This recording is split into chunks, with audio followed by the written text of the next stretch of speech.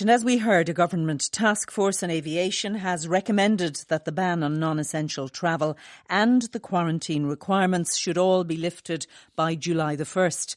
Today's interim report has urged the continuation of financial support, including the temporary wage subsidy scheme, in order to mitigate large-scale redundancies and job losses.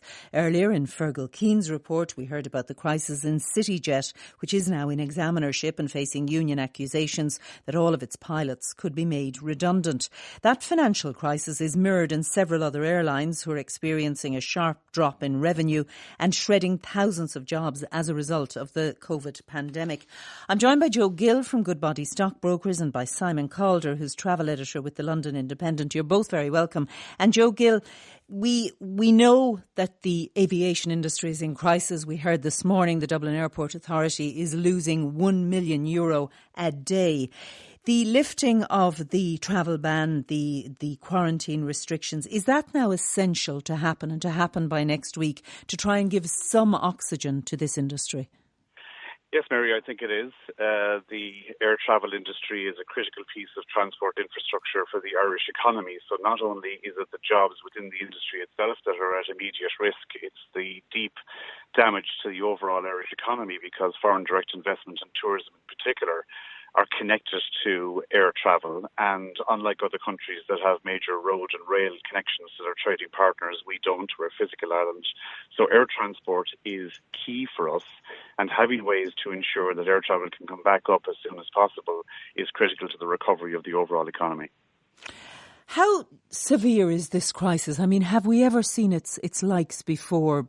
Pat Byrne, the boss of CityJet, telling Fergal Keane earlier he could see 30 to 40% of the airlines going under. I think that's reasonable. This is a catastrophic crisis across the industry. We're seeing airlines collapsing pretty much every week. Today, a German charter airline collapsed. Virgin Australia has gone bust.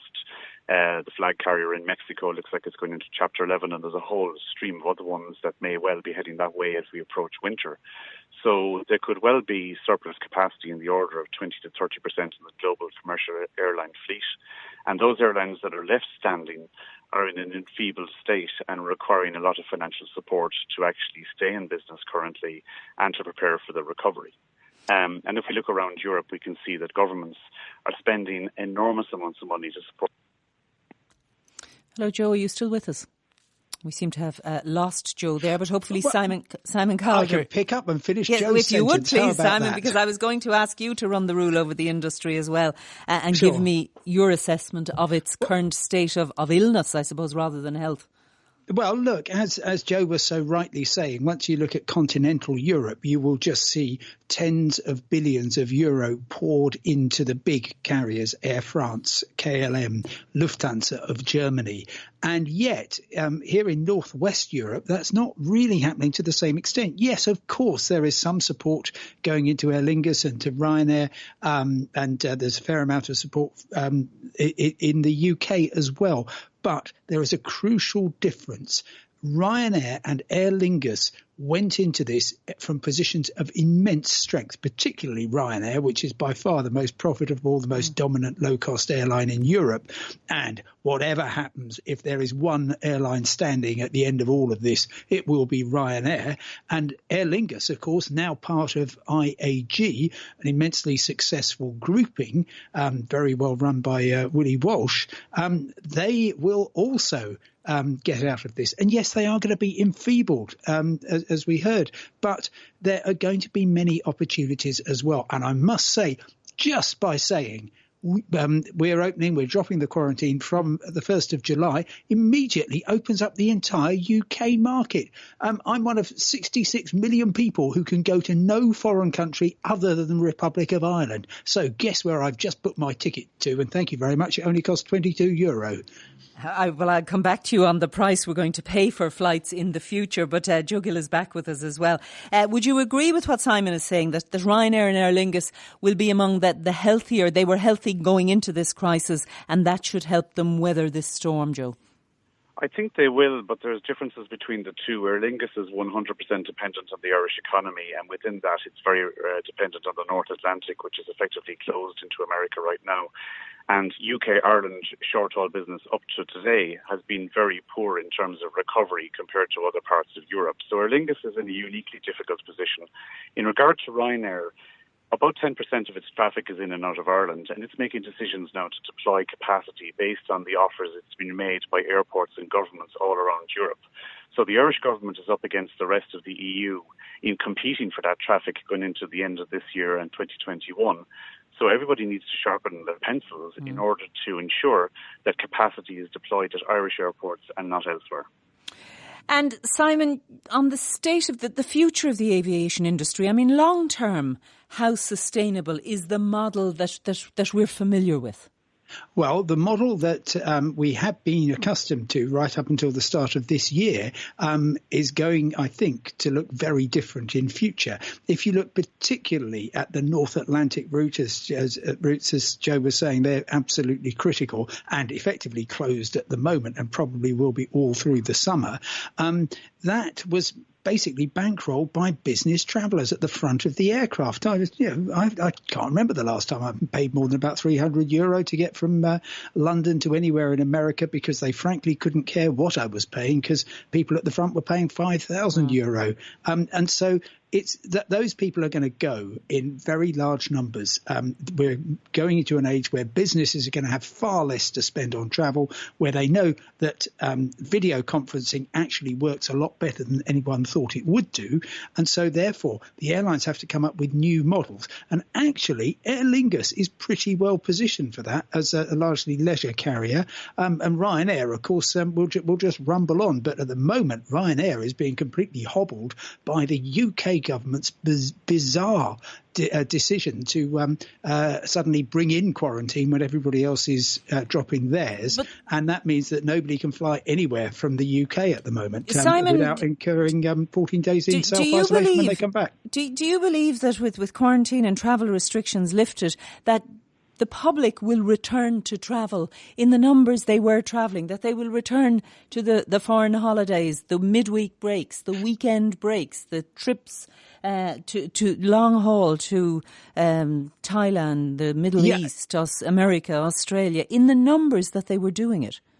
Initially, definitely not to any of those. Longer term, certainly the 2-week holiday in the Mediterranean, that will be back. The long haul trip of a lifetime to the Far East or Australia, that will be back. But it's these discretionary weekends, flying to somewhere you can't spell or pronounce in Eastern Europe just because it only costs €30 return. I think that sort of journey may well disappear. And I think we will, there will be a lot less aviation. Hopefully it will be greener. Hopefully we will appreciate it a little bit more, and we won't be quite so blasé. Might you pay much more to fly to Dublin than the £22 that you paid this week?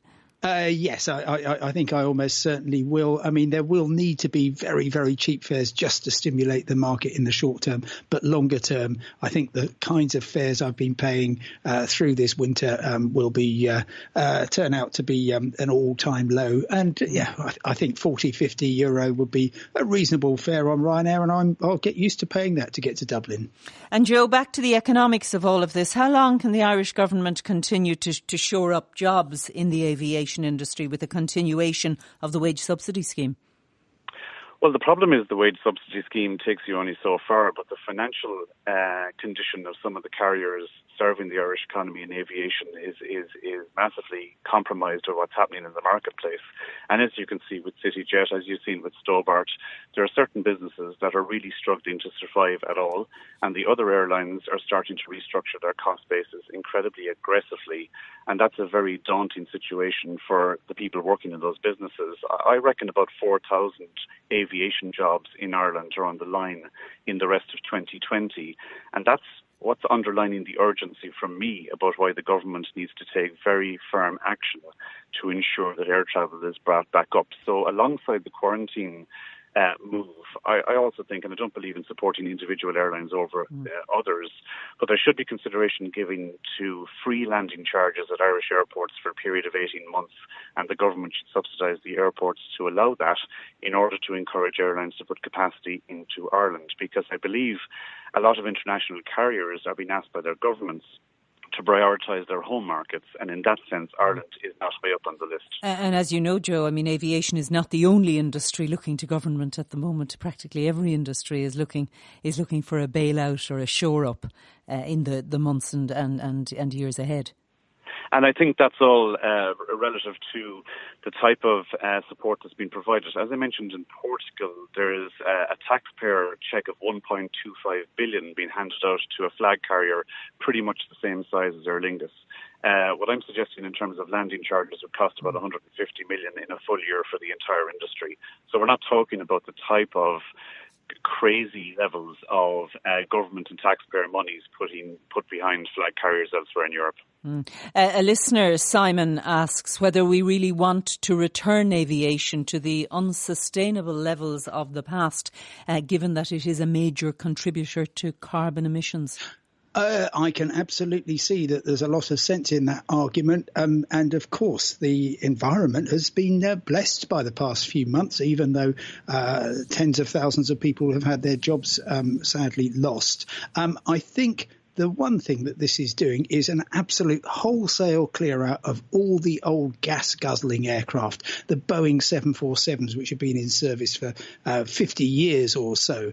Even the Airbus A380 is being, I think, phased out, and we're going to see much more efficient aircraft. And that has to be a good thing. Overwhelmingly, though, aviation has always come back. It's always grown. It's simply a matter of whether we can do so sustainably until someone comes up with a decent electric plane. Well, for now, Simon Calder of the London Independent and Joe Gill from Goodbody Stockbrokers, thank you both very much.